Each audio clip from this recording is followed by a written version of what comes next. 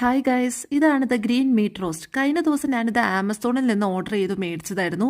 ഇതെന്താണെന്ന് വെച്ചാൽ കൊളസ്ട്രോളൊക്കെ കാരണം മീറ്റ് കഴിക്കാൻ പറ്റാത്തവർക്ക് വേണ്ടിയിട്ട് മില്ലറ്റ്സ് ഒക്കെ ചേർത്ത് പൂർണ്ണമായും വെജിറ്റേറിയൻ ആയിട്ടുള്ളൊരു മീറ്റാണെന്ന് പറഞ്ഞ് മാർക്കറ്റിൽ ഇറങ്ങിയ ഒരു പ്രൊഡക്റ്റാണ്.